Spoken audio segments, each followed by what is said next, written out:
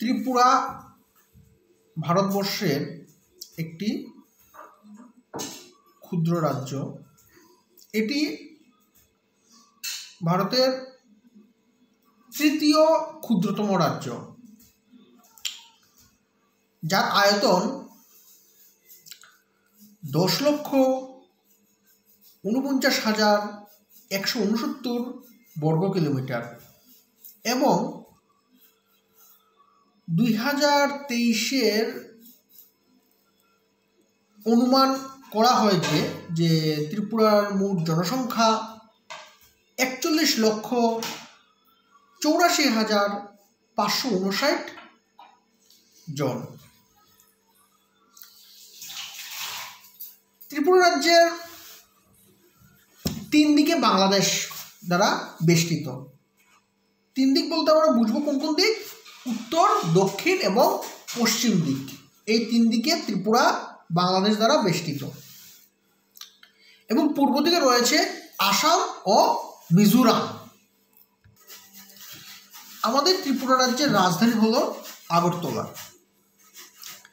2023-এ ত্রিপুরার রাজধানী আগরতলার আনুমানিক জনসংখ্যা মনে করা হয় 6,34,000। আমাদের রাজ্যে সরকারি ভাষা মূলত 3টি। কি কি? বাংলা, ইংরেজি এবং ককবরক।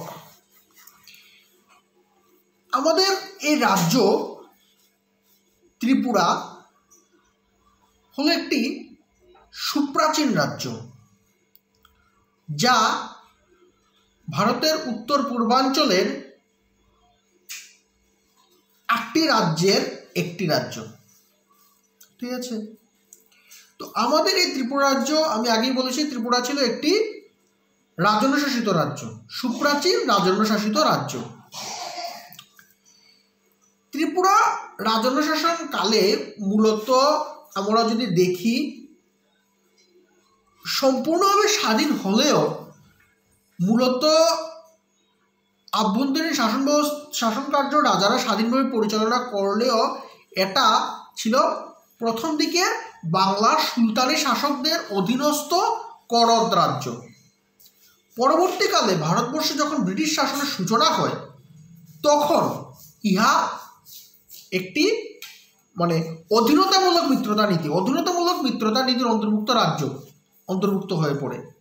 অধীনতামূলক মিত্রতা নীতি বলতে কি, যে ব্রিটিশ শাসনের অধীনে ভারত একটা দেশীয় রাজ্যগুলি থাকবে, আর ওই রাজ্যের আভ্যন্তরীণ বিষয় বা বৈদেশিক নীতি বা বৈদেশিক সিদ্ধান্তগুলি কার্যকর বা সিদ্ধান্ত গ্রহণের ক্ষেত্রে ডিসিশন নিবে কে বা সিদ্ধান্ত কে গ্রহণ করবে? ব্রিটিশ সরকার। 1949 খ্রিস্টাব্দের 15ই অক্টোবর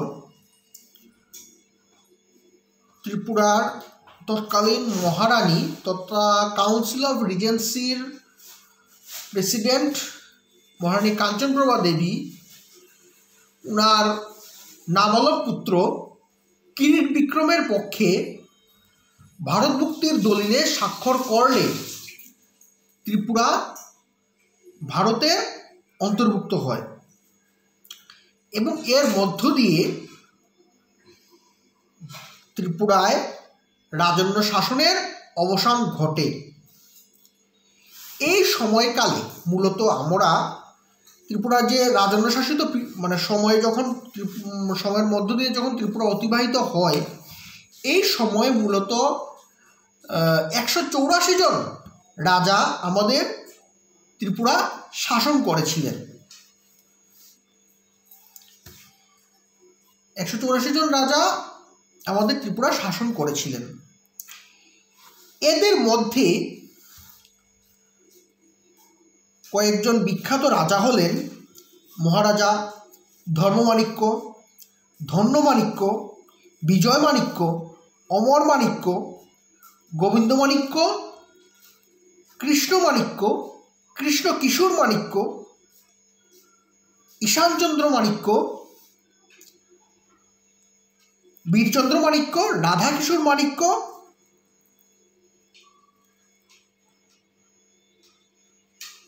বীর চন্দ্রকিশোর মাণিক্য এবং মহারাজা বীর বিক্রম কিশোর মাণিক্য। মহারাজা বীর বিক্রম কিশোর মাণিক্য ছিলেন ত্রিপুরার শেষ মহারাজা। এখন আমাদের ত্রিপুরা রাজ্যের যে আমরা এই নিয়ে আলোচনা করলাম যে ত্রিপুরা রাজ্য কী রকম ছিল, রাজন শাসিত ছিল, ঠিক আছে। তো এখন আমাদের একটা জানা দরকার যে আমাদের ত্রিপুরা রাজ্যের নামটা কীভাবে এসেছে। আমরা তো জানি আমাদের ত্রিপুরা রাজ্য, ত্রিপুরা সবাই জানি, ত্রিপুরা উত্তর পূর্বাঞ্চলের ভারতের তৃতীয় ক্ষুদ্রতম রাজ্য। উত্তর পূর্বাঞ্চলের 8টা রাজ্যের মধ্যে একটা রাজ্য হচ্ছে ত্রিপুরা। কিন্তু এই ত্রিপুরার নামটা কীভাবে এসেছে? আমাদের ত্রিপুরার নামের উৎপত্তির পেছনে মূলত কয়েকটা থিওরি বা কয়েকটা যুক্তি কাজ করে বা যুক্তির উপরে যুক্তি নিয়ে আলোচনা করা হয়। এর মধ্যে প্রথম যুক্তি কি? প্রথম যুক্তিতে বলা হয় যে ত্রিপুরাতে একজন রাজা রাজত্ব করতেন যার নাম ছিল ত্রিপুর। উনি ছিলেন চন্দ্রবংশীয় রাজা যযাতির বংশধর দ্রুজ। দ্রুজের 39তম বংশধর। কিন্তু এই যে ত্রিপুরের নাম অনুযায়ী ত্রিপুরার নামের উৎপত্তি হয়েছে বা ত্রিপুরার নামের একটা ধারণা এসেছে, এই ধারণাটা মূলত গ্রহণযোগ্য নয়। কেননা ত্রিপুরাতে আদতে ত্রিপুর বলে একজন রাজা শাসন করতেন তার কোনো প্রমাণ ইতিহাসে নেই। কেন ইতিহাসে নেই? তারপরে একটা কথা বলা যায় যে বলা উচিত যে ইতিহাসে এমন কোনো বিষয় আমরা ইতিহাসের অংশ হিসেবে গ্রহণ করতে পারি না ইতিহাসের ছাত্র হিসেবে, যা সত্য প্রমাণিত হয় না। যেমন ত্রিপুর একটি পৌরাণিক চরিত্র, উনি আদতে ছিলেন কি না এটা প্রমাণ করা যায়নি এখন পর্যন্ত। তো স্বাভাবিকভাবে এই বিষয়টা গ্রহণযোগ্য নয়। প্রথম থিওরিটা বাতিল। এখন দ্বিতীয় থিওরি কি? দ্বিতীয় থিওরি অনুযায়ী যে দশ মহাবিদ্যার একজন হলেন ত্রিপুরা সুন্দরী। ওনার নাম অনুযায়ী ত্রিপুরার নাম হয়েছে, ঠিক আছে। ত্রিপুরা সুন্দরী মন্দির যেটা কোথায় অবস্থিত? ত্রিপুরার উদয়পুরে। ত্রিপুরার একটি বিখ্যাত তীর্থস্থান যাকে বলা হয় 51 পীঠের, সতীর 51 পীঠের একটি পীঠ বলা হয় ত্রিপুরা সুন্দরী মন্দির, উদয়পুর। বলা হয় যে ওই ত্রিপুরা সুন্দরী মন্দিরের নাম অনুযায়ী ত্রিপুরার নাম হয়েছে। কিন্তু এই বিষয়টা যদি আমরা একটু বিশ্লেষণ করতে যাই তখন আমরা দেখব কি যে ত্রিপুরার মহারাজা ধর্মমাণিক্য 1501 খ্রিস্টাব্দে এই ত্রিপুরা সুন্দরী মন্দিরটি প্রতিষ্ঠা করেন। কিন্তু তার থেকেও বেশ কিছু বছর আগে অর্থাৎ 1494 সময়ে খ্রিস্টাব্দে উনার যে কয়েন বা মুদ্রাগুলো ছিল ওই মুদ্রাতে তিনি নিজেকে ত্রিপুরেন্দ্র অর্থাৎ ত্রিপুরার রাজা বলে উল্লেখ করেছেন। তো স্বাভাবিক বলা যায় যে মন্দির প্রতিষ্ঠার আগেই ত্রিপুরার নামের উৎপত্তি হয়ে গেছে। তো দ্বিতীয় থিওরিটাও বাতিল। এখন আমরা যদি আসি তৃতীয় থিওরিটা কি? ত্রিপুরার স্থানীয় জনগণের বা ত্রিপুরী ভাষী লোকেদের মাতৃভাষা হলো ককবরক। কক শব্দের অর্থ হচ্ছে ভাষা, বরক শব্দের অর্থ হচ্ছে মানুষ, অর্থাৎ ককবরক শব্দের অর্থ যদি আমরা বলি তা কি হবে? মানুষের ভাষা। এই ককবরক শব্দের দুইটা ককবরক ভাষার দুইটা শব্দের সংমিশ্রণে ত্রিপুরার রাজ্যের নামের উৎপত্তি হয়েছে বিভিন্ন ধারাবাহিক পরিবর্তনের মধ্য দিয়ে। এখন শব্দ দুটি কি? একটি শব্দ হচ্ছে তৈরফলা রস্য পুরা। এই যে শব্দটা হয়েছে এর মূলত দুটো শব্দ ভিত্তি দিয়ে হয়েছে। দুটো শব্দ কি? একটা হচ্ছে তুই মানে কি? জল। আরেকটা শব্দ হচ্ছে প্রা মানে নিকট। ককবরক ভাষায় তুই যুগ প্রা জলের নিকট, তুইপ্রা, এই দুইটা থেকে এসেছে তুইপ্রা শব্দটি। তো এই শব্দটা কীভাবে এসেছে, মানে তুইপ্রা কীভাবে হয়, এটা যদি আমরা দেখতে চাই তাহলে বলবো কি, সাধারণত জনবসতি কোথায় গড়ে ওঠে? জনবসতি গড়ে ওঠার জন্য প্রথম প্রয়োজন কি? জল। প্রথমত জলেতে কি পাওয়া যায়? পানীয় জল, নিত্য প্রয়োজনীয় জল। তৃতীয়ত ওই সময়ে যোগাযোগের মাধ্যম ছিল মূলত জলপথ। তো স্বাভাবিকভাবে জলের পার্শ্ববর্তী অঞ্চলে জনবসতিগুলি গড়ে উঠত। তো ওই জলের নিকটবর্তী অঞ্চলে যে পাড়াগুলি গড়ে উঠত, তার থেকে আস্তে আস্তে তুইপ্রা শব্দের উৎপত্তি হলো। তুইপ্রাটা পরবর্তী সময়ে আস্তে আস্তে শব্দটা পরিবর্তন হলো মানুষের উচ্চারণে করতে। যেমন আমরা অনেক সময় বলি না রিক্সা, নর্মাল উচ্চারণ কি? রিক্সা। রিক্সাটা অনেকে আমরা উচ্চারণ করতে গেলে কি করি? রিস্কা। ইস্ত্রি, যে প্রেস করা হয়, কাপড় প্রেস করা, ইস্ত্রি, এটাকে বলা হয় ইস্তারি। বিভিন্নভাবে আমরা উচ্চারণটা চেঞ্জ হয়ে যায়। ঠিক সেইভাবে এই তুইপ্রাটা চেঞ্জ হয়ে গেল তিপ্রা। তয়রস্বীকার পয়রফলা আকার, তিপ্রা। তারপর এই শব্দটা আবার চেঞ্জ হয়ে হলো ত্রিপুরা। কিন্তু এটা সেই ত্রিপুরা না, আমরা যে ত্রিপুরা উচ্চারণ করি সেই ত্রিপুরা না। এটা হচ্ছে তয়রফলা তয় রিকার পরশুকার রয়াকার। তারপর সেটা আবার হয়ে হলো তয়রফলা দীর্ঘইকার পরশুকার রয়াকার, ত্রিপুরা। তারপর আবার চেঞ্জ হয়ে বর্তমান নামটা এসলো কি নাম? তয়রফলা রস্বীকার পরশুকার রয়াকার, ত্রিপুরা। ঠিক আছে, আমরা জানি যে ত্রিপুরা রাজ্যের রাজাদের উপাধি ছিল মাণিক্য।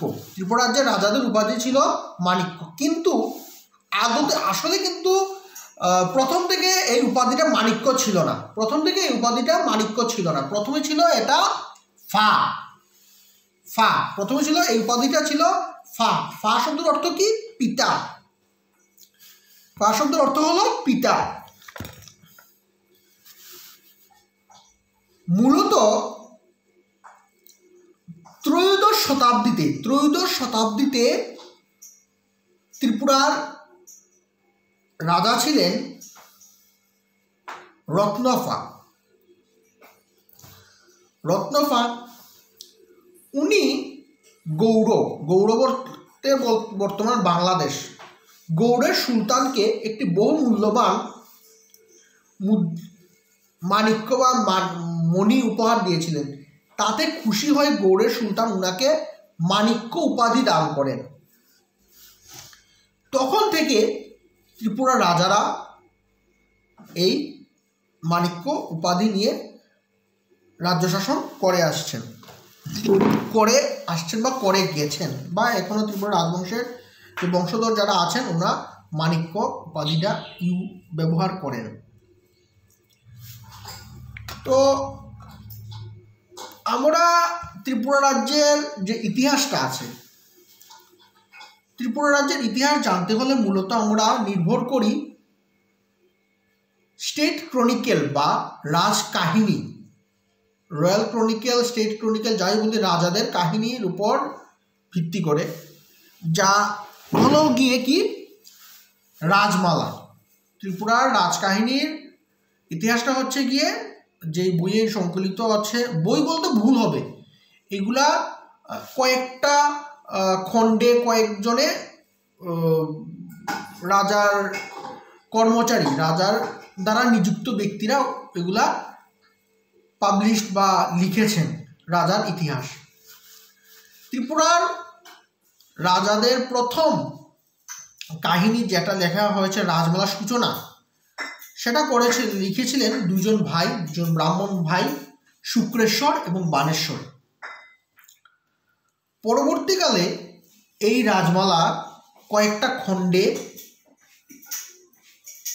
প্রকাশিত হয়, যার নাম ছিল, যেমন একটা ছিল রাজমালা মূলত চারটা খণ্ডে প্রকাশিত হয়। যার প্রকাশক বলতে কি ভুল হবে, যার লেখক ছিলেন 4 খণ্ড বিশিষ্ট যে রাজমালা আছে, যেটাকে বলা হয় লহর। এই 4টা লহরের রচয়িতা ছিলেন রাজকর্মচারী, বিশিষ্ট পণ্ডিত ব্যক্তি, রাজকর্মচারী, বিশিষ্ট পণ্ডিত ব্যক্তি,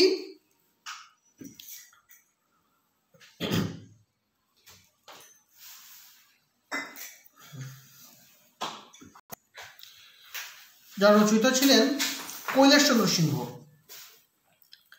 কৈলাসচন্দ্র সিংহ ছিলেন ত্রিপুরার রাজমালার রচয়িতা, যেটা 4টা খণ্ডে রচিত হয়, প্রকাশিত হয়, যা এগুলাকে বলা হয় লহর, 4টা লহর।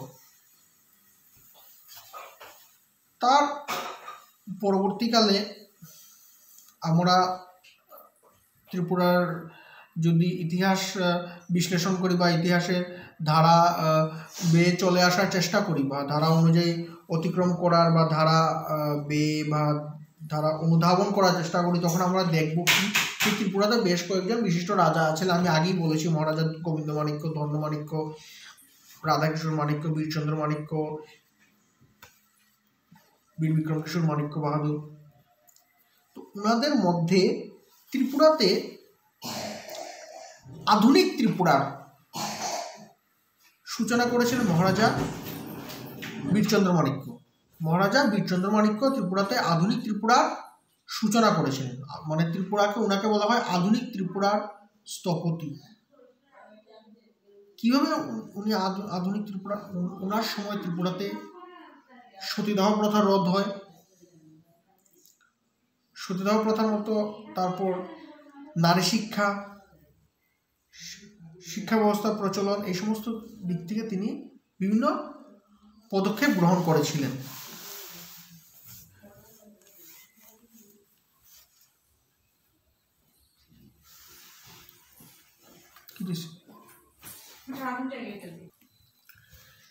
ত্রিপুরা রাজ্যের আধুনিক ত্রিপুরা একজন অন্যতম রাজা হলেন মহারাজা বীর বিক্রম কিশোর মাণিক্য বাহাদুর, যিনি ছিলেন ত্রিপুরার শেষ রাজাও। তার শাসনকাল ছিল মূলত 1923 খ্রিস্টাব্দ থেকে 1947 খ্রিস্টাব্দ পর্যন্ত, মোট 24 বছর। তিনি 1923 খ্রিস্টাব্দে মাত্র 16 বছর বয়সে ত্রিপুরার রাজা হন। কিন্তু একথা বিশেষ উল্লেখযোগ্য যে উনার আনুষ্ঠানিক রাজ্যাভিষেক হয়েছিল আরও কিছু বছর পরে, অর্থাৎ 1928 খ্রিস্টাব্দের 29 জানুয়ারি শাস্ত্রীয় বিধি অনুযায়ী উনার রাজ্যাভিষেক কার্য সম্পাদন করা হয়। মহারাজা বীর বিক্রম কিশোর মাণিক্যর শাসনকালে ত্রিপুরা এক নবযুগের সূচনা বা নব দিগন্তের উন্মোচন ঘটে। কি কি বিষয়? শিক্ষা, প্রশাসনিক বিষয় মূলত।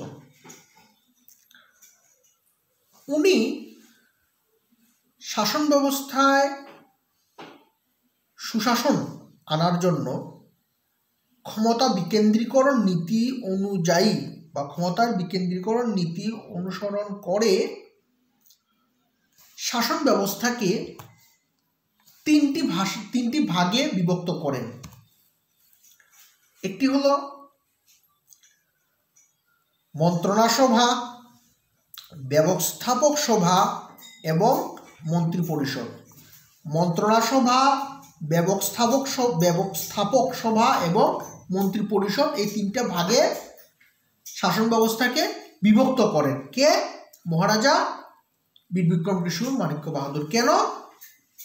ক্ষমতা বিকেন্দ্রীকরণ করলে আমরা জানি, ক্ষমতা যদি বিকেন্দ্রীকরণ করা হয় তাহলে বিভিন্ন স্তরে স্থানীয়ভাবে কার্যাবলী সম্পাদন করা, শাসন কার্য সম্পাদন করা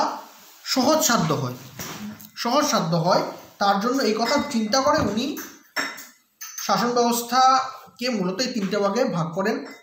কি কি ভাগ আমি আবার রিপিট করছি: ব্যবস্থাপক সভা, মন্ত্রণা সভা এবং মন্ত্রী পরিষদ। তাছাড়া গ্রামের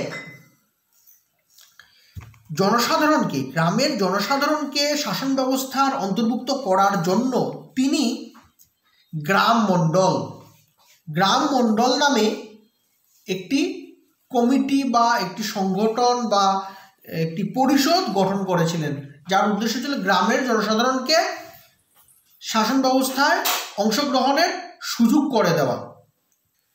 তাছাড়া প্রশাসনিক ক্ষেত্রে সুষ্ঠু শাসন ব্যবস্থা পরিচালনা করার উদ্দেশ্যে মহারাজা বীরবিক্রম কিশোর মাণিক্য ত্রিপুরাতে সর্বপ্রথম সিভিল সার্ভিস ক্যাডার ব্যবস্থার প্রচলন করেন। সিভিল সার্ভিস ক্যাডার ব্যবস্থা বা সিভিল সার্ভিস পরীক্ষা। সিভিল সার্ভিস যখন প্রশ্ন করতে, সিভিল সার্ভিস কি? সিভিল সার্ভিস যেমন বিভিন্ন প্রশাসনিক পদে উচ্চপদস্থ কর্মচারী, যেমন বর্তমান ভারতে আছে, রাজ্যগুলির ক্ষেত্রে আছে স্টেট পাবলিক সার্ভিস কমিশন, যেমন আমাদের রাজ্যে টিপিএসসি, কেন্দ্রীয় রাজ্য সর্বভারতীয় মানে বিভিন্ন পদে নিযুক্ত করার জন্য পরীক্ষার মাধ্যমে যোগ্য ব্যক্তিদের নিযুক্ত করা হয়, যার মাধ্যমে ইউপিএসসি। ঠিক ওইভাবে ত্রিপুরা রাজ্যের জন্য তিনি একটি ক্যাডার ব্যবস্থা, ক্যাডার বা আধিকারিক নিয়োগের পরীক্ষা ব্যবস্থার প্রচলন করেছিলেন, যাতে প্রশাসনিক ব্যবস্থায় যোগ্য লোকদের নিয়োগ করা যায়, সেই উদ্দেশ্যে মহারাজা বীরবিক্রম কিশোর মাণিক্য বাহাদুর ত্রিপুরাতে ক্যাডার ব্যবস্থা, সিভিল সার্ভিস ক্যাডার ব্যবস্থা প্রচলন করেছিলেন। প্রশাসনিক ব্যবস্থায় বা শাসন ব্যবস্থা সংস্কারের পাশাপাশি মহারাজা বীরবিক্রম কিশোর মাণিক্য বাহাদুর ত্রিপুরাতে শিক্ষা ব্যবস্থারও বিকাশের স্বপ্ন দেখেছিলেন। সেই উদ্দেশ্যে তিনি একটি পরিকল্পনা গ্রহণ করেছিলেন, যার নাম ছিল বিদ্যাপত্তন ব্যবস্থা বা বিদ্যাপত্তন পরিকল্পনা। এই পরিকল্পনা অনুযায়ী তিনি বিভিন্ন মানে বর্তমান অফিসটিলা, আগরতলা অফিসটিলা অঞ্চলে একটা জায়গার মধ্যে মানে নর্মাল যে চিরাচরিত পাঠ্যক্রমের পাশাপাশি মানে চিরাচরিত কলেজের পাশাপাশি প্রশাসনিক ক্ষেত্রে চিরাচরিত শিক্ষার পাশাপাশি কারিগরি শিক্ষা, চিকিৎসা শাস্ত্র, এই সমস্ত কিছুর জন্য শিক্ষা প্রতিষ্ঠার উদ্দেশ্যে একটি পরিকল্পনা গ্রহণ করেছিলেন, যা বিদ্যাপত্তন পরিকল্পনা নামে পরিচিত। এই পরিকল্পনা অনুযায়ী তিনি সর্বপ্রথম ত্রিপুরার ঐতিহ্যবাহী কলেজ বা মহাবিদ্যালয় এমবিবি কলেজ বা মহারাজা বীরবিক্রম মেমোরিয়াল কলেজ প্রতিষ্ঠা করেন। অবশ্য দুর্ভাগ্যবশত কলেজ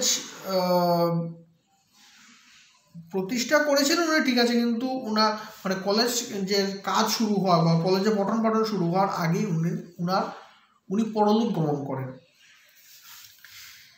তাছাড়া সাহিত্য চর্চার দিকেও উনার মনোযোগ ছিল বা আগ্রহ ছিল।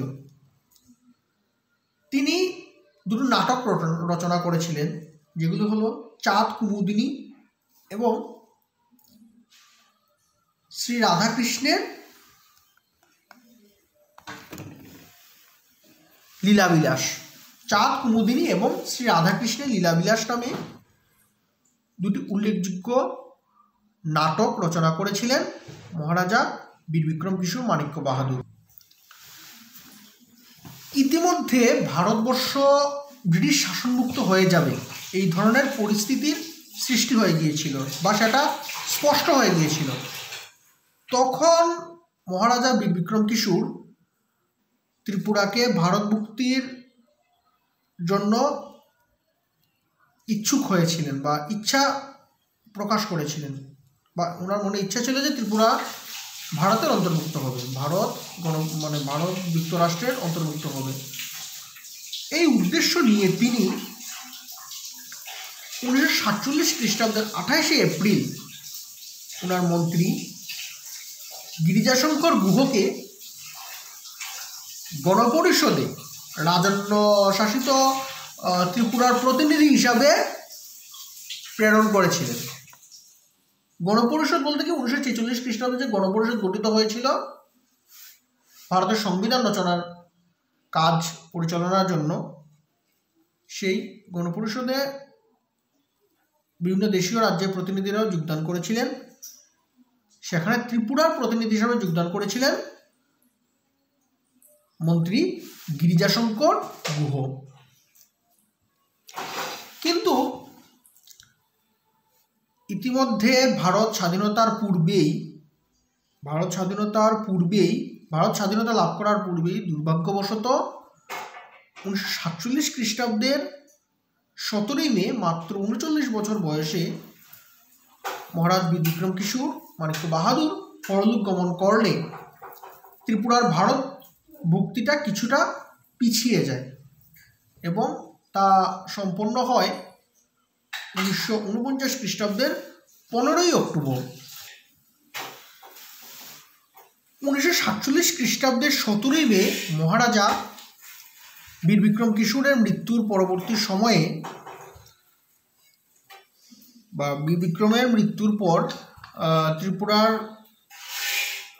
রাজা বা আনুষ্ঠানিক রাজা হন মহারাজা কিরিট বিক্রম, যিনি ছিলেন নাবালক। তো তিনি যেহেতু নাবালক ছিলেন, স্বাভাবিকভাবে উনার পক্ষে শাসন কার্য পরিচালনার জন্য একটি কাউন্সিল অফ রিজেন্সি গঠন করে তৎকালীন ব্রিটিশ সরকার। একথা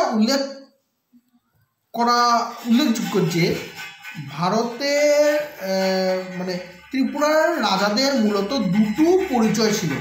একটা ছিল ত্রিপুরার বাসীর জন্য বা পার্বত্য অঞ্চলের জন্য রাজা, এবং চাকলা রুষ্ণবাদ বা সমতল অঞ্চলের জন্য সমতল অঞ্চল একটা ছিল যাকে বলা হয় চাকলা রুষ্ণবাদ।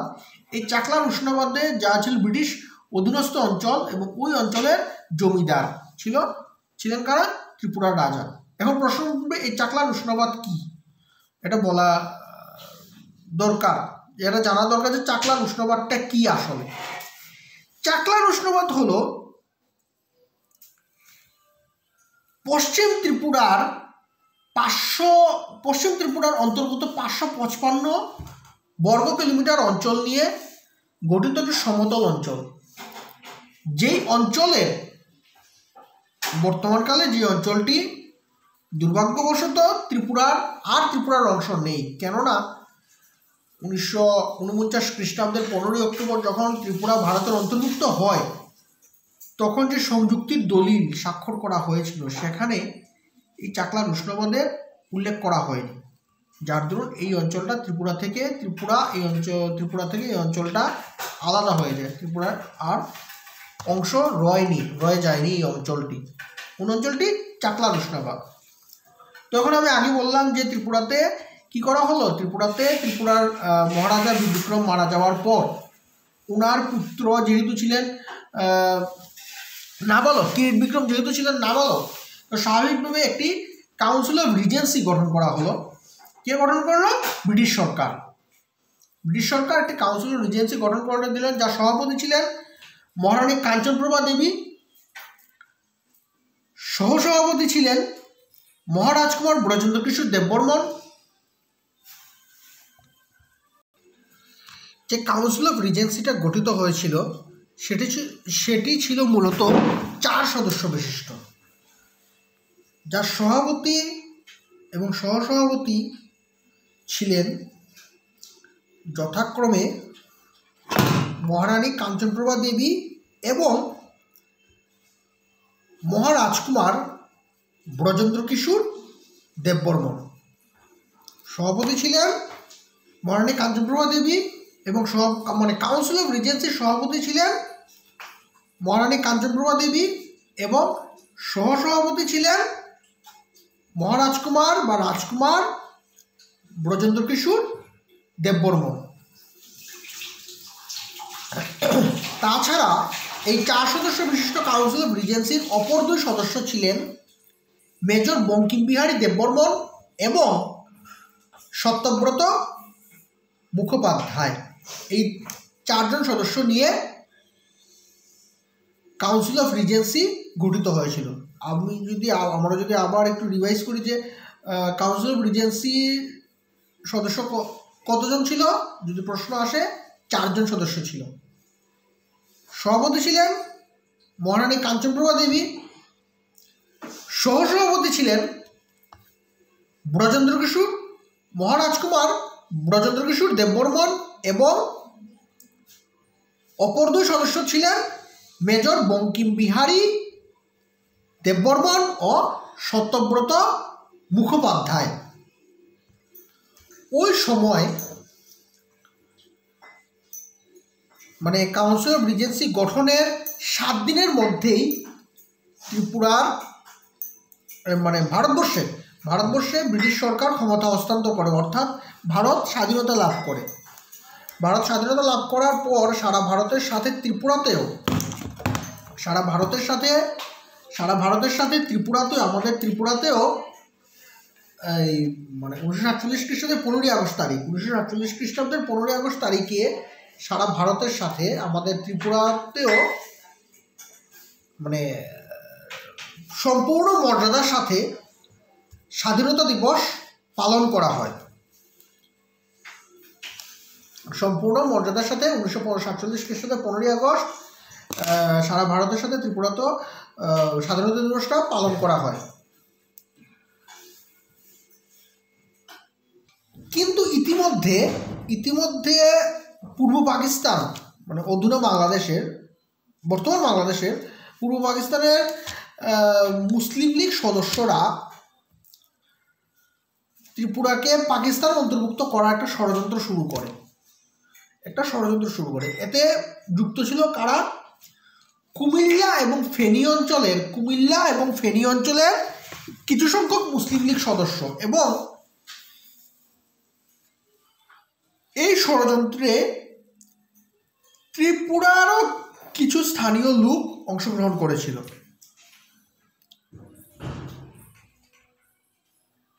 এবং এতে অংশগ্রহণের মধ্যে ছিল ত্রিপুরার স্থানীয় লোক ছিল, যেমন ছিল মুসলিম লীগ সদস্যদের পাশাপাশি ছিল কুমিল্লা মানে পূর্ব পাকিস্তানের কুমিল্লা ন্যাশনাল গার্ড এবং ত্রিপুরার কিছু স্থানীয় সদস্য একটা পরিকল্পনা করেছিল ত্রিপুরা আক্রমণ করে ত্রিপুরাকে পাকিস্তান অন্তর্ভুক্ত করে নেওয়ার। কিন্তু যদিও এই যে পরিকল্পনা করা হয়েছিল তার সত্যতা স্বীকার করেনি তৎকালীন পূর্ব পাকিস্তানের মুখ্যমন্ত্রী, তার সত্যতা স্বীকার করেনি। তো ত্রিপুরার অধিকাংশ অঞ্চল মানে ত্রিপুরাবাসী ত্রিপুরাবাসী ত্রিপুরাকে ভারতের অন্তর্ভুক্তির পক্ষে ছিল। সেই উদ্দেশ্যে ত্রিপুরাতে 1946 খ্রিস্টাব্দে একটি কমিটি বা প্রজামণ্ডল গঠিত হয়েছিল, যাকে বলা হয় ত্রিপুরা রাজ্য প্রজামণ্ডল। 1946 খ্রিস্টাব্দে গঠিত এই ত্রিপুরা রাজ্য প্রজামণ্ডল পূর্ব পাকিস্তানের ভারত মুসলিম লীগ নেতৃবৃন্দ যে ত্রিপুরাকে মানে পাকিস্তান অন্তর্ভুক্ত করার ষড়যন্ত্র করেছিল তার প্রতিরোধ গড়ে তোলার জন্য একটি সশস্ত্র বাহিনীও গড়ে তুলেছিল। এবং এই বিষয়ে আসামের গভর্নরের সাথে ভারত স্বাধীন হওয়ার পর 1948 খ্রিস্টাব্দের পরবর্তী সময়ে আসামের গভর্নরের সাথে যখন 1948 খ্রিস্টাব্দে ভারত স্বাধীন হওয়ার পর যখন পূর্ব পাকিস্তানে মুসলিম লীগের সদস্যরা ভারতের ত্রিপুরাকে পাকিস্তানের অন্তর্ভুক্ত করার মানে ষড়যন্ত্র শুরু করলো, তখন ওই যে প্রজামণ্ডল ত্রিপুরা রাজ্য প্রজামণ্ডলের নেতৃবৃন্দ ছিল, তারা যে সশস্ত্র বাহিনী গঠন করেছিল তার পাশাপাশি তারা এইরূপ পরিস্থিতি ত্রিপুরা রাজ্যে যে পরিস্থিতি ছিল সেই পরিস্থিতিটা আসামের গভর্নরের কাছে সঙ্গে আলোচনা করার ব্যবস্থা করেন। সেই উদ্দেশ্যে ত্রিপুরা কংগ্রেসের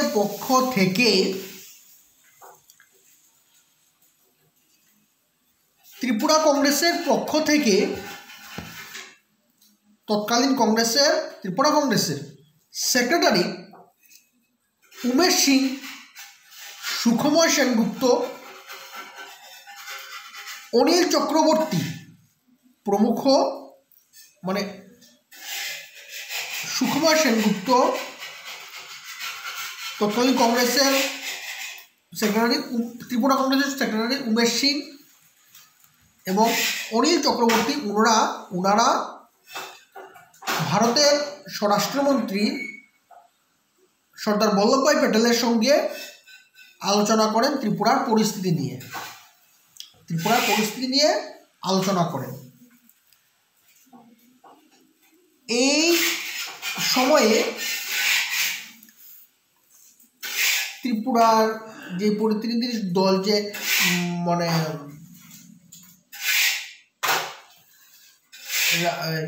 ত্রিপুরার যে প্রতিনিধি দল, যে সদস্য কংগ্রেসের সদস্যবৃন্দ নিয়ে যে প্রতিনিধি দলটা সর্দার বল্লভভাই প্যাটেলের সঙ্গে দেখা করেছিল, সেই দলের সাথে দেখা করার জন্য বা মধ্যস্থতা করার জন্য ছিলেন তৎকালীন কংগ্রেস সভাপতি আচার্য JV কৃপালিনী। উনিও ছিলেন ওনার সাথেও, মানে মধ্যস্থতাটি ওনার সাথেও আলোচনা করা হয়েছিল ত্রিপুরার পরিস্থিতি নিয়ে, এবং ত্রিপুরার ভারত মুক্তির পক্ষে একটি স্মারকলিপি ওনার কাছে প্রদান করা হয়। স্মারকলিপি দেওয়া হয় যে আমরা ত্রিপুরা ভারতের সাথে যুক্ত হতে চাই। এইরূপ পরিস্থিতিতে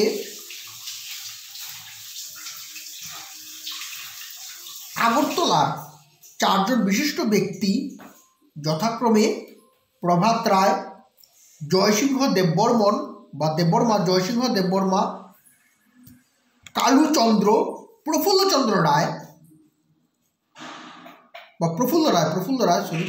রায়, জয়সিংহ দেববর্মা, কালুচন্দ্র, প্রভাত রায়, এই 4 জন ছিলেন আগরতলার বিশিষ্ট ব্যক্তিত্ব। ওনারা পাকিস্তানের ষড়যন্ত্র মহারানী কাঞ্চনপ্রভা দেবীকে অবগত করিয়েছিলেন। ওই সময়ে মহারানী মূলত ছিলেন কোথায়? শিলংয়ে। ওই সময় ত্রিপুরার মহারানী শিলংয়ে অবস্থান করছিলেন।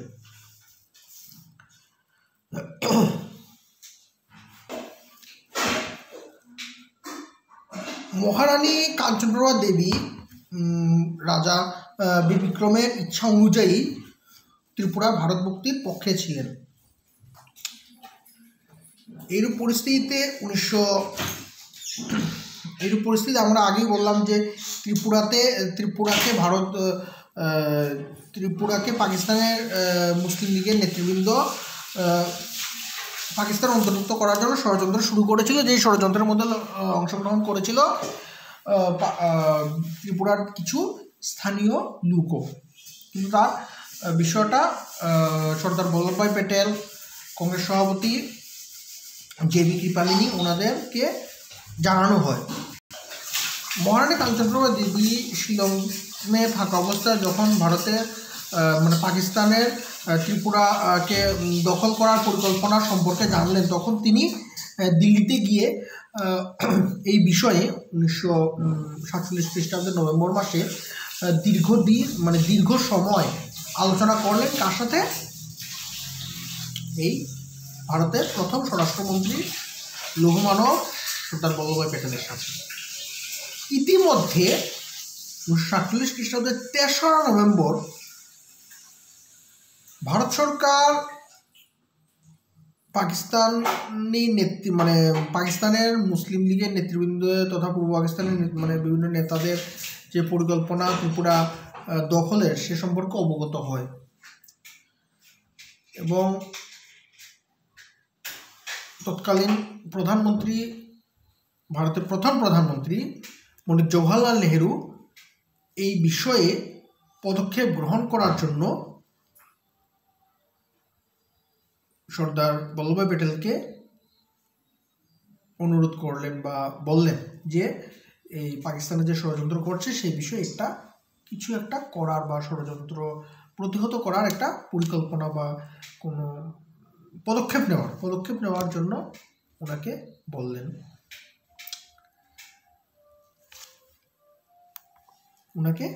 কাকে বললেন?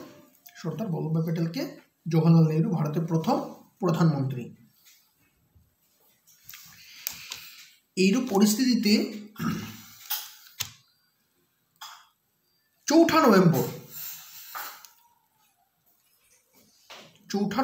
মানে ওই যে বল্লভভাই প্যাটেলকে এই বিষয়টা বলা হয়েছিল 4 নভেম্বর, আর এ সম্পর্কে মানে গোয়েন্দা দপ্তর, ভারতের গোয়েন্দা দপ্তর জেনেছিল 3 নভেম্বর। পাকিস্তানের পরিকল্পনা সম্পর্কে, ষড়যন্ত্র সম্পর্কে জানলো। ইতিমধ্যে আসাম সরকারকে ভারত সরকার এই বিষয়ে টেলিগ্রাম মারফত অভিহিত করে এই ষড়যন্ত্র সম্পর্কে। তখন আসাম থেকে সৈন্যবাহিনী এবং যথেষ্ট পরিমাণ অস্ত্রশস্ত্র ত্রিপুরাতে প্রেরণ করা হয়, পাকিস্তানের থেকে সম্ভবত যে কোনো ধরনের আক্রমণ যদি হয় সেটা প্রতিহত করার জন্য, এবং পাকিস্তানকেও হুঁশিয়ার করে দেওয়া হয় যে কোনো ধরনের ভুল পদক্ষেপ বা আগ্রাসী মনোভাব যাতে প্রকাশ না করে ভারতের, মানে ত্রিপুরার বিরুদ্ধে, ত্রিপুরাকে দখল করার জন্য। তখন ত্রিপুরাতে যখন সৈন্যবাহিনী এসে পড়লো, তখন পূর্ব পাকিস্তানের কর্তৃপক্ষ তাদের পরিকল্পনা পরিত্যাগ করতে বাধ্য হলো এবং ত্রিপুরা ভারত মুক্তির পথ প্রশস্ত। 1947 খ্রিস্টাব্দের 20 ডিসেম্বর অবনীভূষণ চট্টোপাধ্যায়কে ত্রিপুরা রাজ্যের দেওয়ান বা প্রধানমন্ত্রী রূপে নিয়োগ করা হয়। এর কিছুদিন আগেই ত্রিপুরা তৎকালীন মানে রাজন্য শাসিত ত্রিপুরার মুখ্যমন্ত্রী সত্যব্রত মুখোপাধ্যায় পদত্যাগ করেন এবং ত্রিপুরার রাজকুমার বা মহারাজকুমার দুর্জয় কিশোর দেববর্মনকে কিছুদিনের জন্য রাজ্যান্তর বা ত্রিপুরা থেকে অন্যান্য স্থানে স্থানান্তরিত বা ত্রিপুরা থেকে মানে বার করা হয়। রাজ্যান্তর মানে অন্য কোনো জায়গাতে নিয়ে যাওয়া হয়, রাজ্যান্তর করা হয়। এইরূপ পরিস্থিতিতে 1948 খ্রিস্টাব্দের 12 জানুয়ারি কাউন্সিল অফ রিজেন্সি ভেঙে দেওয়া হয়। প্রশ্ন আসতে পারে যে কাউন্সিল অফ রিজেন্সি কবে ভাঙা হয়?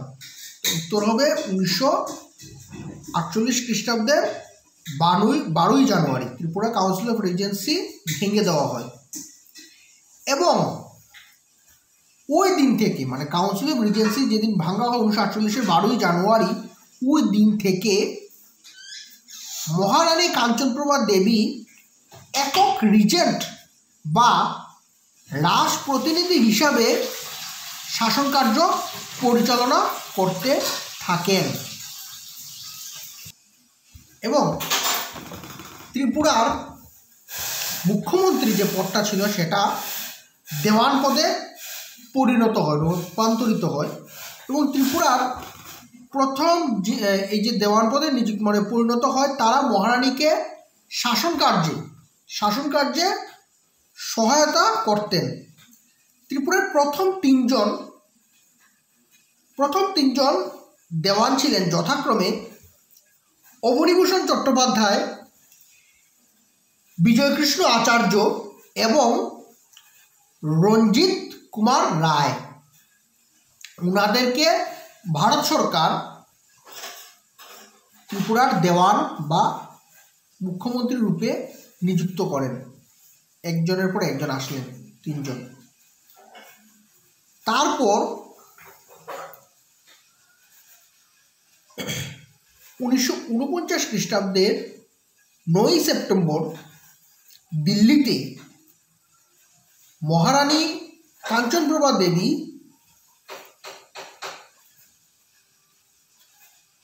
উনার নাবালক পুত্র কিরিট বিক্রমের পক্ষে ঘোষণা করেন যে ত্রিপুরা ভারতের অন্তর্ভুক্ত হবে। এবং ত্রিপুরা মার্জার এগ্রিমেন্ট বা ত্রিপুরা ভারতভুক্তির দলিল স্বাক্ষর করেন কবে? 1949 খ্রিস্টাব্দের 9 সেপ্টেম্বর। এই দলিলে বলা হয় যে, মানে এই চুক্তিপত্রে বলা হয় যে 1949 খ্রিস্টাব্দের 15 অক্টোবর থেকে 1949 খ্রিস্টাব্দের 15 অক্টোবর তারিখ থেকে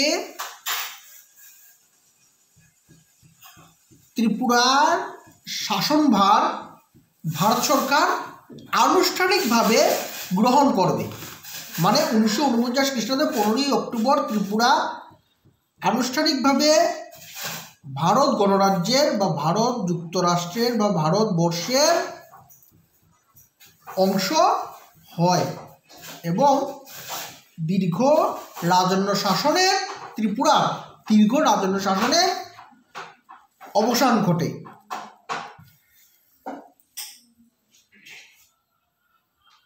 এর কথা উল্লেখ করা দরকার যে আমি আগেই বলেছিলাম যে এই যে মার্জার এগ্রিমেন্ট যে স্বাক্ষর করা হয়, এই মার্জার এগ্রিমেন্টে কিন্তু ওই আগে চাকলা রুশনাবাদ অর্থাৎ পশ্চিম ত্রিপুরার সমতল অঞ্চল প্রায় 555 বর্গ কিলোমিটার অঞ্চল নিয়ে যে এলাকা ছিল ত্রিপুরা রাজার জমিদারি, সেটা সম্পর্কে উল্লেখ করা হয়নি। স্বাভাবিকভাবে সেটার ভারতের অন্তর্ভুক্ত হয়নি। সেটা এখন বর্তমানে পূর্ব পাকিস্তান, মানে তৎকালীন পূর্ব পাকিস্তান, বর্তমান বাংলাদেশের অন্তর্ভুক্ত হয়ে রয়েছে। যেমন এই অঞ্চলগুলো ছিল কুমিল্লা, তারপর আমাদের পাশাপাশি মানে কৈলাসহর যদি আমরা দেখি, কৈলাসহরের পাশাপাশি আছে শমশেরনগর, এই সমস্ত এরিয়া আগে চাকলা রুশনাবাদের অন্তর্গত ছিল, যা এখন বাংলাদেশের মধ্যে। ইভেন চট্টগ্রামও চাকলা রুশনাবাদের অন্তর্ভুক্ত ছিল। চট্টগ্রামের পাহাড়ি অঞ্চল যেটা ছিল, এখনও আমরা দেখবো যে ওই অঞ্চলে বাংলাদেশের যে বান্দরবন, তারপর আমরা যদি দেখি চট্টগ্রাম, পার্বত্য চট্টগ্রাম অঞ্চলে প্রচুর ত্রিপুরী জনগোষ্ঠীর লোক বসবাস করে, প্রচুর ত্রিপুরী জনগোষ্ঠীর লোক বসবাস করে। এখন প্রশ্ন উত্তর করে ওরা ওখানে কীভাবে গেল? কারণ আগে তো ওই জায়গাটা ত্রিপুরারই ছিল, ওই জায়গাটা তো আগে ত্রিপুরারই ছিল। স্বাভাবিকভাবে ওই সময়ের ওনাদের পূর্বপুরুষ ওই আগে থেকে ওইখানে বসবাস করে আসছে, ভারত স্বাধীন হয়ে আসছে যখন সেটা ত্রিপুরার অংশ ছিল, ত্রিপুরা রাজ্যের অংশ ছিল, ত্রিপুরা রাজ্যের অংশ ছিল, তখন থেকে ওনারা ওইখানে বসবাস করে আসছেন। 1949 খ্রিস্টাব্দের 26শে জানুয়ারি আমরা জানি যে এটা আমাদের প্রজাতন্ত্র দিবস হিসেবে পালন করি। কেন? ওই দিনকে আমাদের সংবিধান চালু হয় বা কার্যকরী হয়। সংবিধান তো গ্রহণ করা হয় 1949 খ্রিস্টাব্দের 1949 খ্রিস্টাব্দের 26শে নভেম্বর আমাদের সংবিধান গৃহীত হয়, যেটাকে আমরা বলি ভারতের সংবিধান দিবস। আর 1950 খ্রিস্টাব্দের 26শে জানুয়ারি ভারতের সংবিধান কার্যকরী হয়, যাকে আমরা প্রজাতন্ত্র দিবস হিসেবে পালন করি, প্রজাতন্ত্র দিবস বা সাধারণতন্ত্র দিবস হিসেবে পালন করি। ওই দিন ভারতের সংবিধান অনুযায়ী ভারতের বিভিন্ন রাজ্যগুলিকে মূলত 4টা ভাগে ভাগ করা হয়। ক, খ, গ, ঘ, এই 4টা শ্রেণীভুক্ত অঞ্চলে ভাগ করা হয়।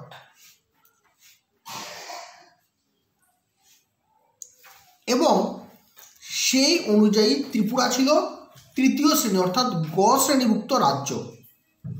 1950 খ্রিস্টাব্দে ভারতের সংবিধান চালু হওয়ার পর, কার্যকর হওয়ার পর, 1950 খ্রিস্টাব্দে 26শে জানুয়ারি ভারতের সংবিধান যখন কার্যকর হয়, তখন ত্রিপুরা ভারতের একটি গ শ্রেণীভুক্ত রাজ্য হিসেবে পরিচিতি লাভ করে।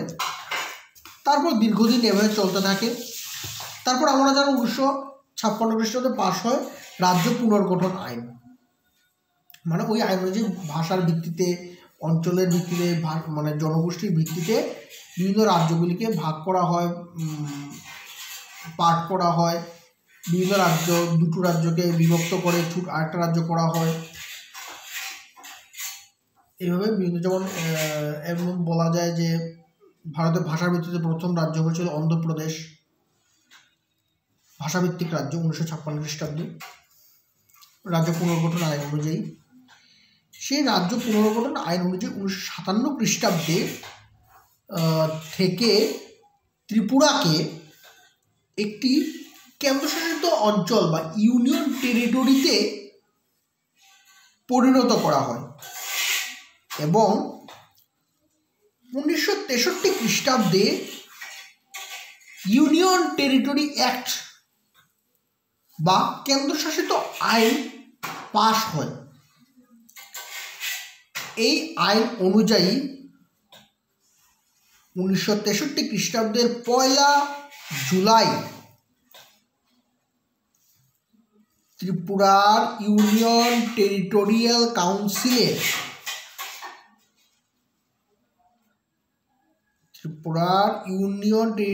কাউন্সিলের সদস্যদের নিয়ে গঠিত হয় ত্রিপুরা বিধানসভা।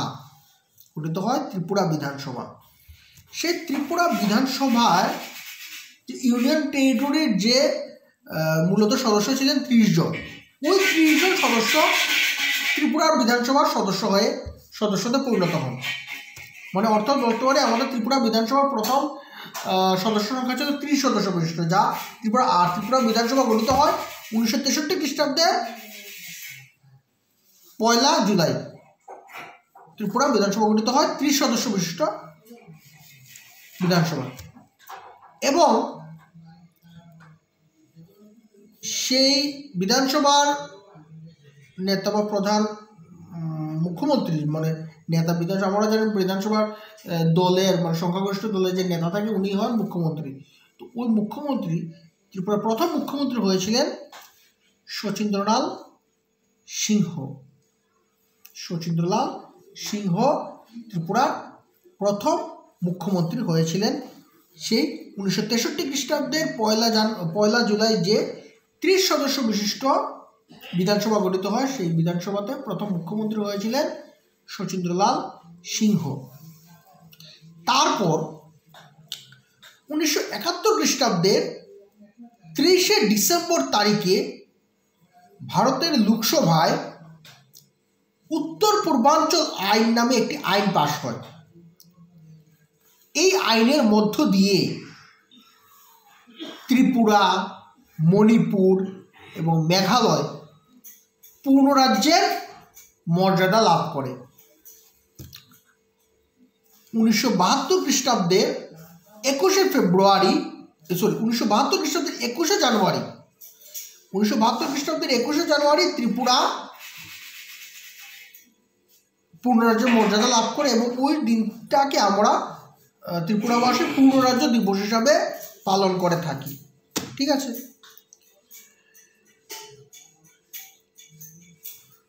এবং একথা বলা দরকার যে ত্রিপুরা যখন মানে কেন্দ্রশাসিত অঞ্চল বা ইউনিয়ন টেরিটরিতে পরিণত হয়, তখন কেন্দ্রশাসিত অঞ্চলের যে রাজ্যের প্রধান থাকে, মানে সাংবিধানিক প্রধান বলা হয়, নিয়মতান্ত্রিক প্রধান বলা হয় রাজ্যপাল না লেফটেন্যান্ট গভর্নর থাকেন কেন্দ্রশাসিত অঞ্চলে, আর রাজ্যে থাকেন রাজ্যপাল। যখন ত্রিপুরা মানে ইউনিয়ন টেরিটরি থেকে পূর্ণ রাজ্যের মর্যাদা পায় 1972 খ্রিস্টাব্দের 21 জানুয়ারি, ওই দিন তৎকালীন লেফটেন্যান্ট গভর্নর বিকে নেহেরু ত্রিপুরার প্রথম রাজ্যপাল হিসাবে নিযুক্তি লাভ করেন। কারণ ওই যে লেফটেন্যান্ট গভর্নর পদটা সেটা রূপান্তরিত হয়ে রাজ্যপাল পদে রূপান্তরিত হয় এবং ত্রিপুরার প্রথম গভর্নর বা রাজ্যপাল ছিলেন বিকে নেহেরু। এবং তখন ত্রিপুরার যে বিধানসভার সদস্য সংখ্যা ছিল তা 30 থেকে বেড়ে 60-এ পরিণত হয়। এখন প্রশ্ন আসতে পারে যে ত্রিপুরা যখন কেন্দ্রশাসিত অঞ্চল ছিল তখন ত্রিপুরার বিধানসভার সদস্য সংখ্যা কতজন ছিল? 30 জন। এবং যখন ত্রিপুরা পূর্ণরাজ্যের মর্যাদা লাভ করে তখন সেই 30 সদস্য বিশিষ্ট বিধানসভার আসন সংখ্যা বৃদ্ধি করে 30 থেকে 60 করা হয়। এবং পূর্ণরাজ্য হওয়ার পর ত্রিপুরাতে প্রথম নির্বাচন হয়, বিধানসভা নির্বাচন হয় 1972 খ্রিস্টাব্দের মার্চ মাসে। 1972 খ্রিস্টাব্দের মার্চ মাসে পূর্ণরাজ্য ত্রিপুরার প্রথম নির্বাচন হয়। সেই নির্বাচনে জয়ী হয়ে ত্রিপুরার প্রথম মুখ্যমন্ত্রী হন শচীন্দ্রলাল সিংহ। প্রথম মুখ্যমন্ত্রী হন শচীন্দ্রলাল সিংহ। পূর্ণরাজ্য হিসেবে ত্রিপুরার প্রথম মুখ্যমন্ত্রী প্রথম মুখ্যমন্ত্রী হন সুকুমার সেনগুপ্ত, পূর্ণরাজ্য হিসেবে ত্রিপুরার। আর কেন্দ্রশাসিত অঞ্চল হিসেবে মুখ্যমন্ত্রী প্রথম হয়েছিলেন কে? শচীন্দ্রলাল সিংহ। প্রশ্ন করতে পারে যে ত্রিপুরা যদি প্রথম বলা হয়, ত্রিপুরার প্রথম মুখ্যমন্ত্রী কে?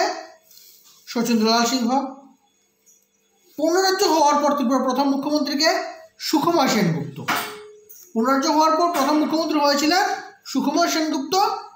আর কেন্দ্রশাসিত অঞ্চল থাকা অবস্থায় মুখ্যমন্ত্রী হয়েছিলেন শচীন্দ্রলাল সিংহ, যিনি ত্রিপুরারও প্রথম মুখ্যমন্ত্রী, কেন্দ্রশাসিত অঞ্চলের প্রথম মুখ্যমন্ত্রী। আর পূর্ণরাজ্যের প্রথম মুখ্যমন্ত্রী সুকুমার সেনগুপ্ত। কেন্দ্রশাসিত অঞ্চল থাকা অবস্থায় ত্রিপুরার প্রথম মুখ্যমন্ত্রী পেয়েছিলেন কাকে? মুখ্যমন্ত্রী হিসেবে পেয়েছিলেন শচীন্দ্রলাল সিংহকে। আর পূর্ণরাজ্য হওয়ার পর ত্রিপুরার প্রথম মুখ্যমন্ত্রী হন সুখময় সেনগুপ্ত। তারপর আমাদের ত্রিপুরা রাজ্য আরও বেশ কিছু পরিবর্তনের মধ্য দিয়ে, প্রশাসনিক পরিবর্তনের মধ্য দিয়ে অগ্রসর হয়, যার মধ্যে একটি বড় পরিবর্তন বা বড় ঘটনা বা বড় একটা পদক্ষেপ হলো 1982 খ্রিস্টাব্দে ভারতের সংবিধানের 7ম তফসিল অনুযায়ী ত্রিপুরার স্থানীয় আদিবাসীদের স্বার্থ রক্ষার জন্য বা ওনাদের সুযোগ সুবিধা কিছু দেওয়ার জন্য স্বশাসিত অঞ্চল, উপজাতি অঞ্চল বা Tripura tribal autonomous area district council অর্থাৎ TTAADC, T for Tripura, TTAADC, Tripura tribal area autonomous district council গঠিত হয়, যা এডিসিও বলা, যাকে আমরা অনেক সময় এডিসিও বলে থাকি। স্বশাসিত জেলা স্বশাসিত অঞ্চল, সেটার এই অঞ্চল মূলত উপজাতিদের স্বার্থ রক্ষার জন্য স্থানীয় শাসন ব্যবস্থা, যেটা ক্ষমতা বিকেন্দ্রীকরণের একটা অংশ বলা যেতে পারে, এটাকেও স্থানীয় শাসন ব্যবস্থা। তাছাড়া আমাদের ত্রিপুরাতে বর্তমানকালে যদি আমাদের প্রশ্ন করা হয় যে ক্ষমতা বিকেন্দ্রীকরণ অনুযায়ী ত্রিপুরার বিভিন্ন অঞ্চলগুলোকে কয়টা ভাগে ভাগ করা হয়, যদি আমরা দেখি কয়েকটা ভাগে ভাগ করা হয়েছে। যেমন সেই অনুযায়ী আমাদের ত্রিপুরাতে বর্তমানে 8টা জেলা, 23টা মহকুমা, 58টি ব্লক, 591টি গ্রাম পঞ্চায়েত, 9টা নগর পঞ্চায়েত, 10টা মিউনিসিপ্যাল কাউন্সিল আর একটা মিউনিসিপ্যাল কর্পোরেশন রয়েছে। সেই মিউনিসিপ্যাল কর্পোরেশনটা কোনটা? আমাদের রাজ্যের রাজধানী আগরতলাতে অবস্থিত একটা মিউনিসিপ্যাল কর্পোরেশন। এই যে চ্যাপ্টারটা আজ আমি আলোচনা করলাম সেটা হচ্ছে মূলত এই ত্রিপুরা বোর্ডের TPSC সিলেবাসের SST বা সমাজবিদ্যার ইতিহাস পর্ষণের বা ইতিহাসের অংশে একটা অধ্যায়, যা আমাদের সিলেবাসটা ক্লাস শুরু হওয়ার, স্কুলের ক্লাস শুরু হওয়ার, পঠন পাঠন শুরু হওয়ার বেশ কিছুদিন পর হঠাৎ করে ইন্ট্রোডিউস করা হয়েছিল। জানি অনেকেই অনেক ধরনের ছাত্র প্রথম কিছু অসুবিধা হয়েছিল। আশা করি এখন সে বিষয়ে কোনো অসুবিধা নেই। ত্রিপুরা মধ্যশিক্ষা পর্ষদ, ত্রিপুরা বোর্ড সে বিষয়ে এই নিয়ে একটি সুন্দর একটি মেটেরিয়াল বা স্টাডি মেটেরিয়াল ওনাদের ওয়েবসাইটে দিয়ে দিয়েছেন, যা পড়লে আশা করি ছাত্রছাত্রীদের কোনো ধরনের অসুবিধা হওয়ার কথা নয়।